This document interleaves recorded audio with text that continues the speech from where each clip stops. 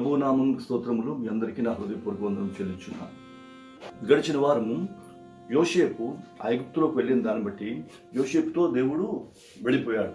అంటే ఇక్కడ మనం అర్థం చేసుకోవాల్సింది ఏంటంటే, యోసేపుతో దేవుని యొక్క సహవాసం వెళ్ళిపోయింది. దేవుని యొక్క సన్నిధి యోసేపుతో పాటు అక్కడికి వెళ్ళిపోయింది. ఇది ఎందుకు ఇలా జరిగింది? దీనికి యోసేపు యొక్క ప్రవర్తనలో గల ప్రత్యేకత ఏమిటి అన్నది మనము ఈరోజు తెలుసుకోబోతున్నాం. మొట్టమొదటిగా యోసేపు గురించి మనం ఆలోచించినట్లయితే, యోసేపు యాకోబునకు వృద్ధాప్యం ముందు పుట్టిన కుమారుడు కాబట్టి ఇతని ఎడల తండ్రికి ప్రేమ శ్రద్ధ ఎక్కువ ఉండేవి. తద్వారా తన అన్నదమ్ములతో పాటు వెళ్తను నిరాకరించి తన యొద్దే ఉంచుకునేవాడు. ఈ విధంగా ఉంచుకునే క్రమంలో ఈ ఇశ్రాయేలు అనబడిన యాకోబు దేవుని సన్నిధిని, దేవుని సహవాసమును అనుభవిస్తూ దేవుని చేత దీవింపబడిన ఈ వ్యక్తి దేవునితో సహవాసం కలిగి జీవించడం ప్రతిదినము చూస్తూ ఉండేవాడు. ఈ చూస్తున్న క్రమములో ఇతడు దేవుని సన్నిధిని, దేవుని యొక్క శక్తిని, దేవుని యొక్క సహవాసమును లేక దేవుని యొక్క కాపుదలను తన తండ్రి ద్వారా తెలుసుకున్నాడు. తన తండ్రి చేత చక్కని రీతిలో పెంచబడిన వాడు. తద్వారా దేవుని యందు భయభక్తులు నేర్చుకున్నాడు. దేవునితో సహవాసములకు తగిన విధమైన జీవితంను అలవర్చుకున్నాడు. తద్వారా దేవుని యొక్క దృష్టి ఇతని మీద పడింది. అయితే దేవుడు దృష్టి పడిన దానిని బట్టి దేవుడు ఇతనిని వాడుకోవాలని యోచించి ఇతని మీద ఒక ప్రత్యేకమైన ప్రణాళిక కలిగి ఉంది. ఇతని విషయంలో ఇతనితోనే దేవుడు మాట్లాడడం ప్రారంభించాడు. ఏ విధంగా మాట్లాడుతున్నాడంటే, ఆదికాండం 37వ అధ్యాయంలో మనము ఇతని పట్ల దేవుని యొక్క ప్రణాళికను దేవుడు ఎలా బయలుపరిచాడు అనేది మనకి అర్థమవుతుంది. ఇక్కడ ఈ అధ్యాయంలో అతడు తన తండ్రి యొద్ద ఏ విధంగా పెరిగాడు అన్న దాని గురించి మనము చూస్తున్నాము. తర్వాత దేవుడు అతనితో ఏ విధంగా మాట్లాడాడు అన్న దాన్ని కూడా మనం చూడగలం. అదేవిధంగా మరికొద్ది కిందకు వస్తే, దేవుడు అతనితో మాట్లాడి అతని పట్ల కలిగిన ప్రణాళికను బట్టి తన అన్నదమ్ములు తనను ఏ విధంగా ద్వేషించారు, అతని మీద ఏ విధంగా పగబట్టారు అన్నది మనము చూడగలుగుతున్నాం. ఇక్కడ ఒకటొకటి మనము తెలుసుకుందాం. మొట్టమొదటిగా తన తండ్రి అతన్ని ప్రేమించిన రీతిని బట్టి అతనికి ఒక ప్రత్యేకమైన వస్త్రమును కుట్టించాడట. ఈ ప్రత్యేకమైన వస్త్రమును కుట్టించిన దానిని బట్టి అన్నదమ్ములకు ద్వేషం పెరిగింది. ఎందుకు ఈ విధమైన ప్రత్యేకమైన వస్త్రం కుట్టించాడంటే, తన తండ్రి యొక్క ప్రేమను సంపాదించుకునేవాడు, తన తండ్రి యొక్క ఉద్దేశమును వెంబడించేవాడు, తన తండ్రి యొక్క మాటలు వినేవాడు, లోబడేవాడు. అంతేకాదు తండ్రి యొక్క చిత్తమును నెరవేర్చేవాడు. తండ్రి నడిచిన రీతిగా నడుస్తూ తండ్రి యొక్క ప్రేమను సంపాదించుకున్నాడు. తద్వారా ఈ కుమారునికి ప్రత్యేకమైన వస్త్రను గుర్తించి తన యొద్దనే ఉంచుకునేవాడు. ఇతరుని తన అన్నదమ్ములతో పంపేవాడు కాదు. తరువాత యోసేపు తన అన్నదమ్ముల యొద్దకు వచ్చినప్పుడు, తన అన్నదమ్ములను చూసినప్పుడు వారి యొక్క ప్రవర్తనను పరిశీలించేవాడు. ఇతడు దైవభక్తిని, దేవుని యొక్క సహవాసమును, దేవునికి చిత్తమును కలిగి ఉన్న తన తండ్రి యొక్క ప్రవర్తనను చూసి, అదే సమయంలో తన అన్నదమ్ముల యొక్క అక్రమములను, అతిక్రమములను చూసినప్పుడు తట్టుకోలేక, వారికి చెప్పలేక తన తండ్రితో తీసుకెళ్లి చెప్పేవాడు. ఈ విధంగా చెప్తున్నప్పుడు తల్లిదండ్రులు వీరిని గద్దించేవారు, వీరిని సరిచేయడానికి ప్రయత్నించేవారు. ఈ క్రమములో అన్నదమ్ములకు ఆ చిన్నవాడి మీద ద్వేషం ఏర్పడింది. ఆ ద్వేషమును బట్టి అతని మీద కన్ను వేసి ఉంచారు. మరికొంచెం ముందుకు వెళ్ళినట్లయితే, ఇతని యొక్క సత్ప్రవర్తనను బట్టి, దేవుని ఎడల ఇతను కలిగిన విధేయతను బట్టి, దేవుని యొక్క ఉద్దేశమును తెలుసుకున్నటకు, దేవుని యొక్క ఉద్దేశము నెరవేరుస్తున్న రీతిని బట్టి దేవుని యొక్క కృపను కూడా పొందుకున్నవాడై ఉన్నాడు యోసేపు. తద్వారా దేవుడు తన ప్రణాళికను యోసేపు పట్ల కలిగి ఉండి ఆ ప్రణాళికను యోసేపుకు చూపించాడు. ఏ విధంగా చూపించాడంటే, తనకి కళల ద్వారా దేవుడు మాట్లాడాడు. ఇతనికి 2 కళలు వచ్చినాయి, మనకు తెలిసినవే. 12 పనులు. ఆ 12 పనుల్లో ఇతని పన నిలబడిగా మిగతావన్నీ ఇతనికి సాష్టాంగ పడినట్లు, అదేవిధంగా సూర్యచంద్ర నక్షత్రములు, ఈ కళలు ఇతనికి వచ్చినప్పుడు ఇతడు నిర్మలమైన మనసు కలవాడై, యథార్థమైన హృదయం కలిగిన వాడై ఉండి తనకు కలిగిన ఈ కళలను తన అన్నదమ్ములతో పంచుకోవడం మనం చూడగలము. ఎప్పుడైతే ఈ కళను గురించి విన్నారో, ఈ కళ యొక్క భావమును గ్రహించిన అన్నదమ్ములు ఇతని మీద పగ పెంచుకోవడం ప్రారంభించారు. వీడు మనలను ఏలేవాడా, వీడు మనలను పాలించేవాడా అని ఇతని మీద సమయము కొరకు కనిపెడుతున్నారు. ఈ క్రమంలో ఒకానొక దినమున తమ తండ్రి వారికి ఆహారం ఇచ్చుటకు గాను ఆ చిన్న కుమారుని పంపించిన తర్వాత అతని గోత్రులు పడేసిన తర్వాత ఇష్మాయేలు నుంచి ఐగుప్తు, ఇదంతా మనకి తెలిసిందే. అయితే ఈ క్రమంలో దేవుని యొక్క ఉద్దేశం నెరవేరుట మనము చూడగలము. ఏ విధంగా అంటే అబ్రహాం యొక్క బలహీనతను బట్టి శపించిన దేవుడు తన ప్రణాళికను నెరవేర్చుటకు గాను ఎవరిని పంపించాలి, ఎవరి ద్వారా ఈ కార్యం జరిగించాలి అన్నప్పుడు ఈ యోసేపు తన యోగ్య ప్రవర్తనను బట్టి దేవుని యొక్క దృష్టిని ఆకట్టుకొని తన ద్వారా మార్గము ఏర్పరచుటకు గాను సిద్ధ మనసు గలవాడిగా కనిపించాడు. తద్వారా దేవుడు ఇతని ద్వారా తన ప్రణాళికను నెరవేర్చాలని ఐగుప్తునికి ఇతనిని ముందుగా పంపించాడు. ఈ పంపించిన క్రమములో ఇతనితో పాటు ఐగుప్తుకి దేవుని యొక్క సహవాసము వెళ్ళిపోయింది, దేవుని యొక్క సన్నిధి వెళ్ళిపోయింది. అందుకే అక్కడ అతడు చేయుచున్న పనులన్నిటిలో సఫలత కలిగింది. కారణం ఏంటంటే దేవుడు అతనికి తోడుగా ఉండి అతనిని నడిపించేవాడు. అయితే దేవుడు అతనికి తోడుగా ఉన్నాడు అన్నది మన విషయం. దేవుడు అతనికి తోడుగా ఎందుకున్నాడు అంటే దేవునికి ఇష్టడుగా జీవించాడు, దేవుని యొక్క దృష్టిని ఆకర్షించాడు. తద్వారా దేవుడు తన ప్రణాళికను నెరవేర్చుకున్నట్టుకు సాధనముగా అయ్యాడు. చూడండి, బైబిల్లో రాయబడి ఉంది, యోసేపుని బట్టి దేవుడు ఐగుప్తుని ఫరోను కూడా దేవుడు ఆశీర్వదించాడట. అదే సమయంలో చివరిగా దేవుడు ఏ అన్నదమ్ములైతే తనని అమ్మేశారో, ఏ తండ్రి కుమారులైతే తనని అమ్మేశారో వారికి కూడా మరలా అదే ఐగుప్తులో సమృద్ధిని దయచేశాడు. వీటి గురించి మనము తెలుసుకుందాం. మొట్టమొదటిగా యోసేపు దేవునికి ఇష్టడుగా జీవించాడు. అందువల్లే దేవుడు అతనిని వెంబడించాడు, అతనితో సహవాసం కలిగి అతనితో ఐగుప్తునకు వెళ్ళాడు. ఈ విషయం గురించి మనం ఆలోచించినట్లయితే దేవుని యొక్క సహవాసం ఇతనికి కలిగింది. అదే విధంగా దేవుని యొక్క సహవాసం కలిగిన వ్యక్తులను బట్టి దేవుడు దీవెనను ఆశీర్వాదం పంపిస్తాడు. అయితే దేవుని యొక్క సహవాసమును పొందుకోవడం ఎలాగా అన్నది మనం తెలుసుకుందాం.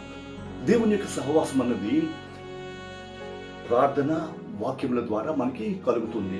ఏ విధంగా అంటే ప్రార్థన అంటే మనము దేవుడిని అడుగుట, అదే సమయంలో వాక్యము ధ్యానించుట అంటే ఆ ధ్యానించుటలో దేవుడు మనతో మాట్లాడుట. అంటే ప్రార్థించినప్పుడు నువ్వు దేవుడితో మాట్లాడతావు, వాక్యం చదువుతున్నప్పుడు దేవుడు నీతో మాట్లాడతాడు. అయితే ఇక్కడ ఈ రెండు వేరు కాదు, మళ్ళా ఈ రెండు ఒకదానితో ఒకటి గుప్తమై ఉన్నవి. నీవు ఏ విధంగా ప్రార్థించాలి అన్నది బైబిల్ చెప్తుంది. అంటే నువ్వు బైబిల్ చదివితే గానీ ఏ విధంగా ప్రార్థించాలో నీకు తెలియదు. అదే సమయంలో నువ్వు ప్రార్థిస్తే గానీ దేవుని వాక్యము నీలో ఫలించదు. ఎందుకంటే నీలో ఉన్నది దేవుని ఆత్మ. ఈ ఆత్మ నీలో కార్యం జరిగిస్తే గానీ దేవుని మాట నీకు అర్థం కాదు. అయితే ఈ ఆత్మ నీలో ఫలించాలి, నీలో పని చేయాలంటే ఆత్మ సజీవమైనదే ఉండాలి.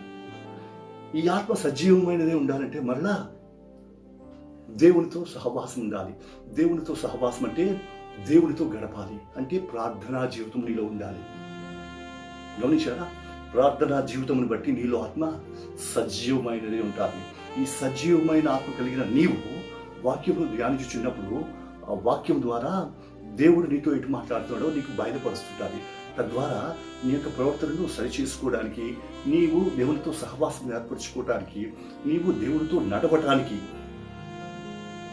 దేవుడు తన చిత్తమును నీ పట్ల నెరవేర్చడానికి ఆ ఆత్మ నీలో ఉండి కార్యం జరిగిస్తుంది. అయితే ఇక్కడ ప్రార్థన అన్నది ముఖ్యమైన అంశము. ఈ ప్రార్థన గురించి మనం ఆలోచించినట్లయితే దేవుని సన్నిధిలో చేయుచున్న నీ ప్రార్థన దేవుని యొద్దకు చేరాలి. దేవుని యొద్దకు చేరాలంటే నీ ప్రార్థన బలమైనదిగా ఉండాలి. ఎందుకు అంత బలమైనదిగా ఉండాలి అని తెలుసుకోవాలి. దేవుడు పరలోకమందు ఉన్నాడు, మూడో ఆకాశంలో దేవుడు ఉన్నాడు, నరుడు భూమి మీద ఉన్నాడు.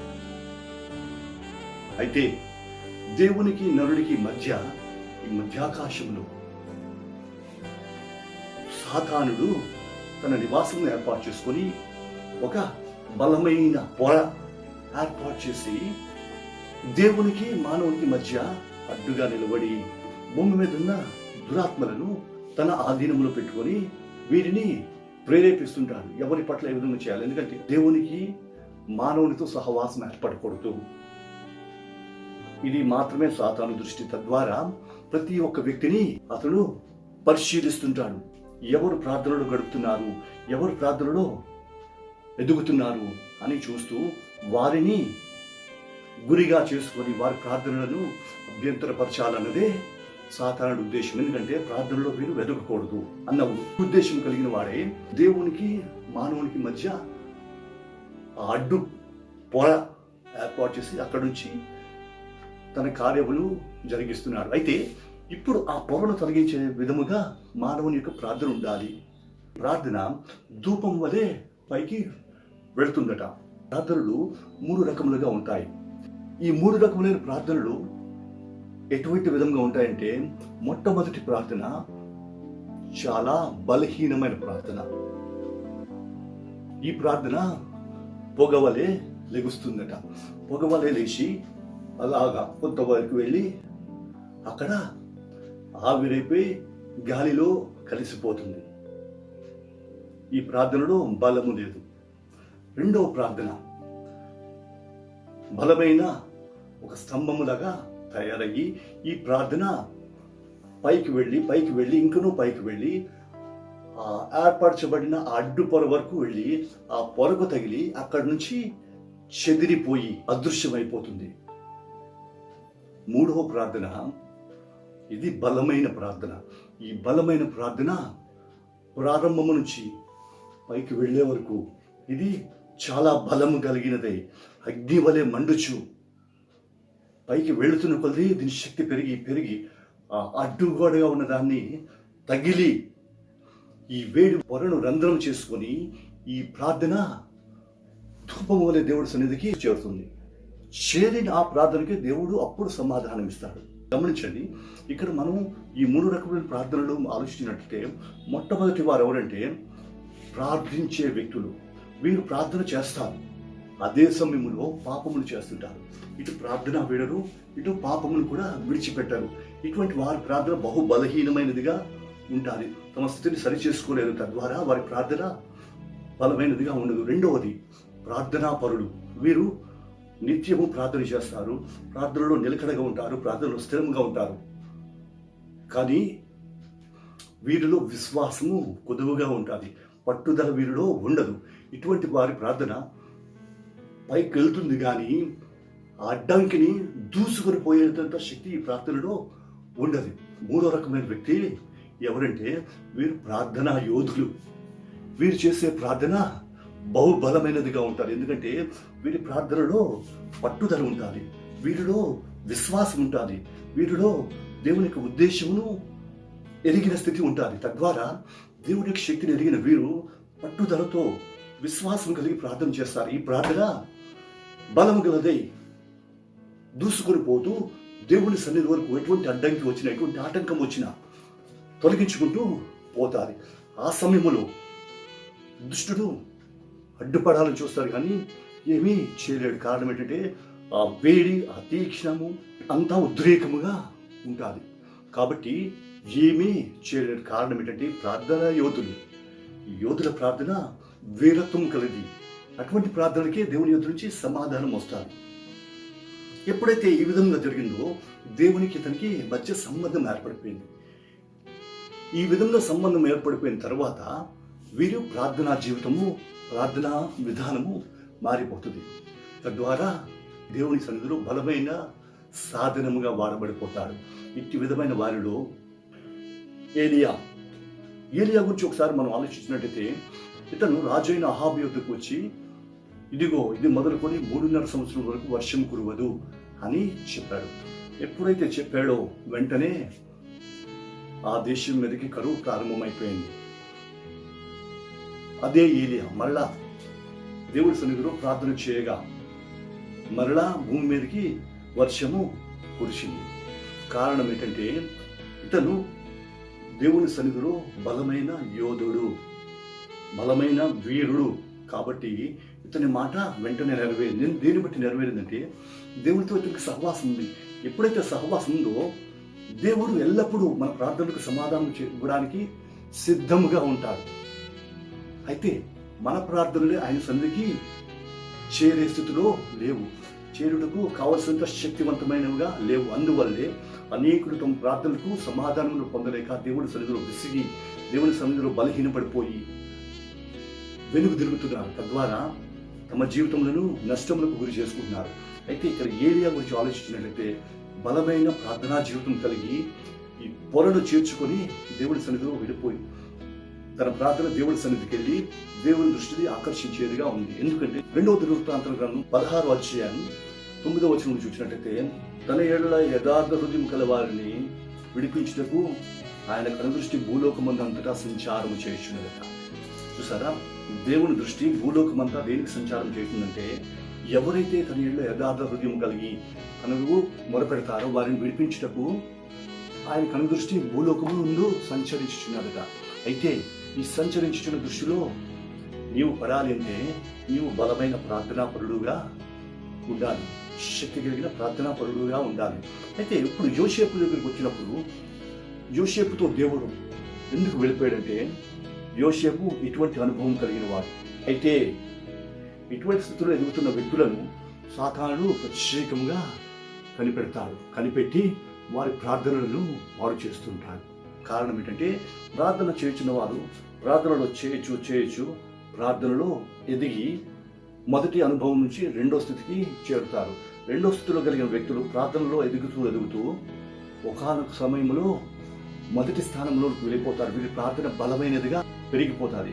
అప్పుడు దేవుడితో సహవాసం ఏర్పడే స్థితికి ఎదుగుతారు. కాబట్టి మానవుడు ప్రార్థిస్తున్నప్పుడు మనుషులు దేవుని సన్నిధిలో ప్రార్థనకు కూర్చునేసరికి సాతాను అక్కడి నుంచి క్రియ జరిగించడం ప్రారంభిస్తారు. ఏ విధంగా అంటే ప్రార్థనకు ఆటంకం కలిగించే విధముగా ఆ సమయంలోనే ఫోన్ రింగ్ అవుతుంది. వెంటనే ఫోన్ చూసుకొని వచ్చి మళ్ళీ మనం ప్రార్థనలో కూర్చున్నాం అనుకునేసరికి ఎప్పుడైతే ఫోన్ కోసం తెచ్చావో వెంటనే నీ ప్రార్థన అభ్యంతరపడిపోయి మళ్ళా మోకరించేసరికి ప్రార్థన స్థాయి మొదలుకి వచ్చేస్తుంది. అదే సమయంలో ఆ సమయంలోనే నీ శరీరాన్ని తడతాడు. రకరకమైన శరీర బలహీనతలు కలుగుతాయి, ఆకలి కలుగుతాయి, రకరకమైన ఇబ్బందులు కలిగించి మొత్తం మీద ప్రార్థన నుంచి నిన్ను తొలగించాలి, ప్రార్థనా స్థానం నుంచి నిన్ను తప్పించాలి. తద్వారా నీ యొక్క అనుభవమును పతనం చేయాలి. అది సాధారణ ఉద్దేశం. ఈ విధంగా బలహీనపరచాలని ప్రయత్నిస్తాడు. అయితే వీటిని దాటుకుని వచ్చిన వాడే దేవునితో సహవాసము ఏర్పరచుకోగలడు. అట్టివానితోనే దేవుని సన్నిధి, దేవునికి సహవాసం ఉంటుంది. అయితే ఎప్పుడైతే ఈ సహవాసం ఏర్పడిపోయిందో అప్పటి నుంచి ఆ సమయం నుంచి ఇతని ప్రార్థనలో బలం ఉంటుంది, ఇతని ప్రార్థనలో శక్తి ఉంటుంది. తర్వాత ఇతనిలో పూర్వపు బాధలు ఉండవు, పూర్వపు అభ్యంతరములు కలగవు. అప్పటి వరకు ప్రార్థనకు కలిగిన ఆటంకములు ఇక కలగవు. తరువాత ఇతని దృష్టి దేవుని సన్నిధిలో స్థిరపడుతుంది, దేవుని సన్నిధిలో నిర్మలమైన ప్రార్థన సాగుతుంది. అక్కడి నుంచి ప్రార్థన సమాధానకరంగా నెమ్మదిగా నిమ్మడంగా సాగుతూ సమయము తెలియదు. కారణం ఏంటంటే దేవుని యొక్క సహవాసము అనుభవిస్తుంటాడు. ఇటువంటి ధన్యకరమైన జీవితము అప్పుడు వస్తుంది. ఎప్పుడంటే యోధుని వలె ప్రార్థించి నీ ప్రార్థన అగ్ని వలె దూసుకొని పోగలిగినప్పుడు. అయితే ఎప్పుడైతే ఈ విధమైన స్థితిలో నువ్వు ఎదిగేవో దేవుని యొక్క సన్నిధి, దేవుని యొక్క ప్రసన్నత, దేవుని యొక్క మేఘం నిన్ను ఆవరిస్తాడు. ఈ ఆవరించిన మేఘము నీతో సహవాసం చేస్తుంటాడు. నీతో సహవాసం చేస్తున్న మేఘము నీతో పాటుగా వెళ్తుంటుంది. ఇటువంటి వ్యక్తి ఎటువంటి స్థలములకు వెళ్ళినా, ఎటువంటి ప్రదేశములకు వెళ్ళినా అక్కడ ఇతనితో దేవుని యొక్క సహవాసం ఉంటుంది. అతను ఎక్కడికి వెళ్ళినా, అతను ఏ స్థితిలో ఉన్నా అతనితో ఆ దేవుని యొక్క సన్నిధి, దేవుని యొక్క ప్రసన్నత ఉంటుంది. ఇటువంటి వారు ఎవరి ఇంటికి వెళ్ళినా వీరిని బట్టి ఆ ఇంటికి సమాధానం కలుగుతుంది. వీరిని బట్టి ఆ ఇంటిలో కష్టములు, దుఃఖములు, వేదనలు ఏమనుంటే, అశాంతి ఏమైనా ఉంటే వీరిని బట్టి అది తొలగిపోతుంది. అంతేకాదు ఇటువంటి వారు ప్రార్థన చేసినప్పుడు రోగములు స్వస్థపడతాయి. ఇటువంటి వారు ప్రార్థన చేసినప్పుడు బలహీనతలు తొలగిపోతాయి.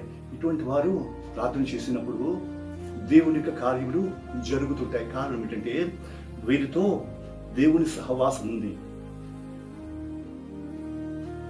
అంతేకాదు ఇటువంటి వారు ఎవరితో సంభాషించినప్పుడు ఆ సంభాషణ కూడా ఉప్పు వేసినదిగా,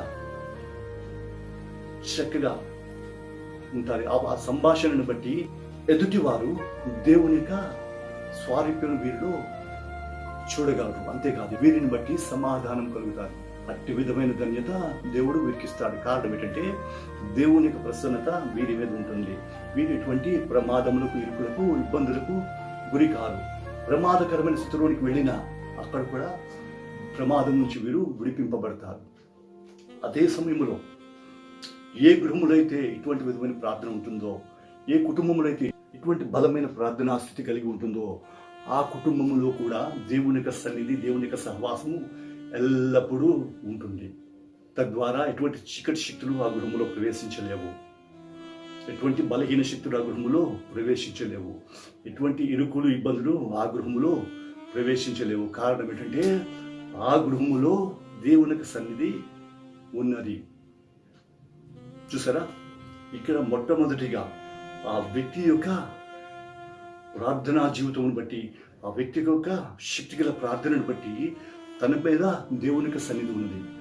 రెండవదిగా తను ప్రార్థించుచున్న గృహములో, తను ప్రార్థించుచున్న స్థలములో దేవుని యొక్క కాపుదల ఉంది.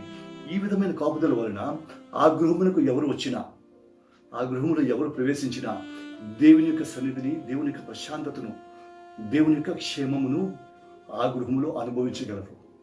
అది ఆ గృహమునకు వారి వలన కలిగే ధన్యత.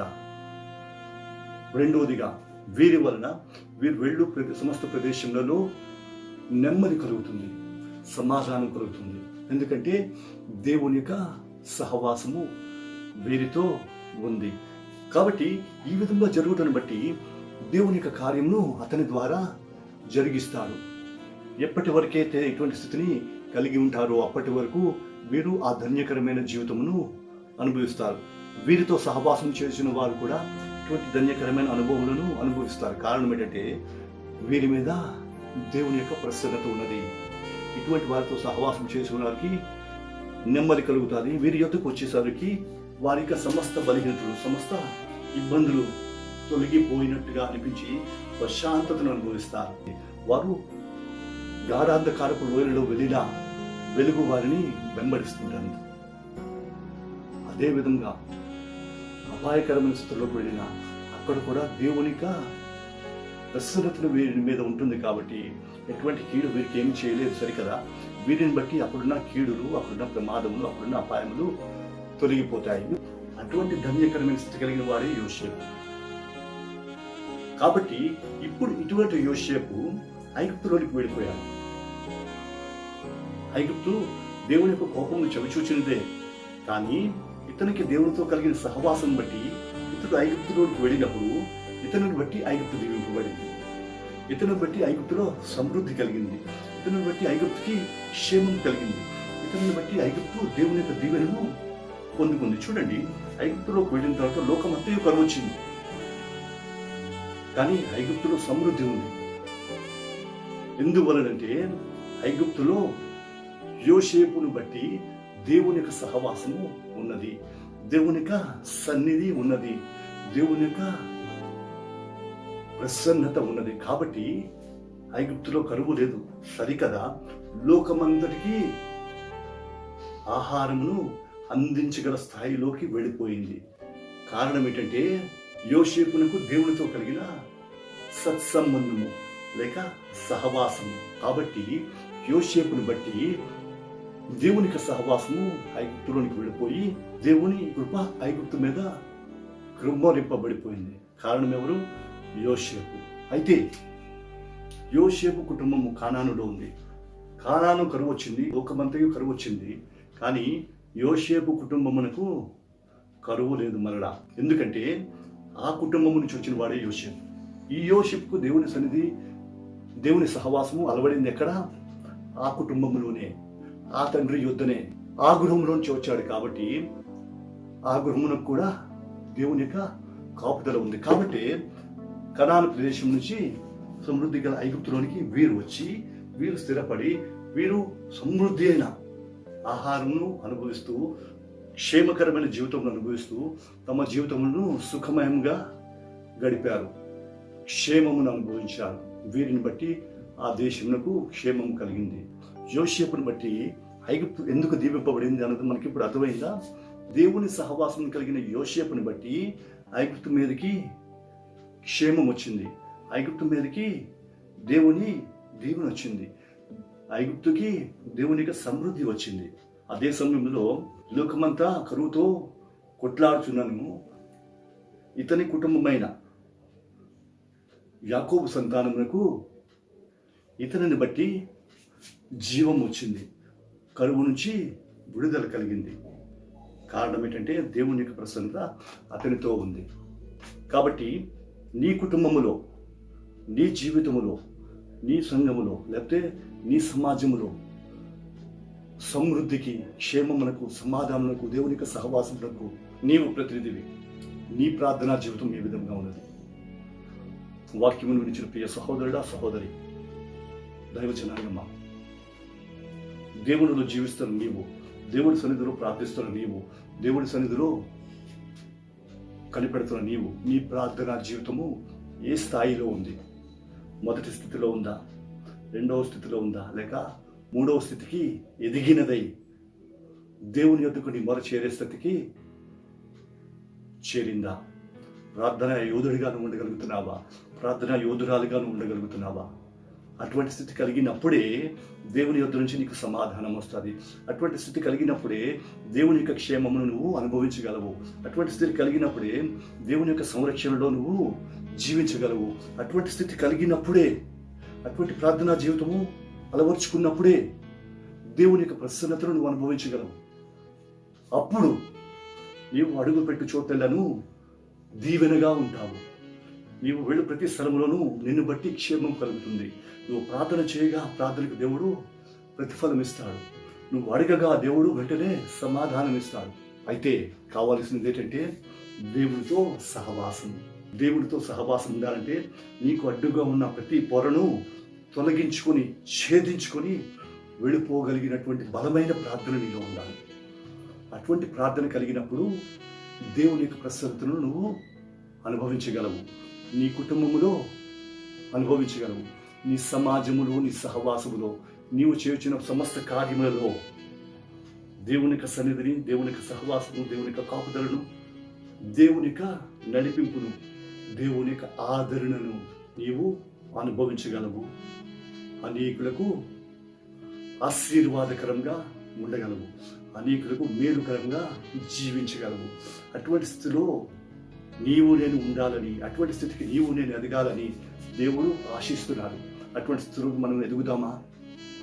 అటువంటి స్థితిని మనం సంపాదించుకుందామని ప్రయత్నిద్దామా? అటువంటి స్థితి కలిగిన వాడవైతేనే దేవుని సమాధానం పొందగలవు. అంతేకాదు దేవుని చెంతకు నువ్వు చేరగలవు.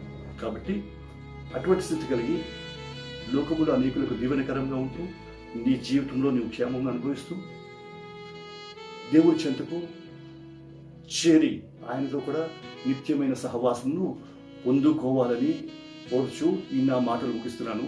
దేవుడు తన వాక్యం మన వినికిడిలో ఫలింపజేయను గాక. ఆమేన్. ప్రార్థన చేసుకుందాం. స్తోత్రం తండ్రి, పరిశుద్ధుడా, ఇంతవరకు తండ్రి నాతో మాట్లాడిన విధానం బట్టి వందనాలు. ప్రార్థన ఏ స్థితిలో ఉండాలి, ఎంత బలమైనదిగా ఉండాలి అన్న విషయం బయలుపరిచిన దేవానికి వందనాలు. ప్రార్థనలో మీ సన్నిధికి చేరే విధమైన అటువంటి బలమైన ప్రార్థనా జీవితము మేము అలవర్చుకొని నీ సన్నిధి నుంచి వెంటనే సమాధానం పొందుకుంటాము. కావలసిన అటువంటి బలమైన స్థితిని మాకు దయచేయండి. మహిమను పొందండి. యేసు నామమున అడుగుచున్నాము తండ్రి. ఆమేన్.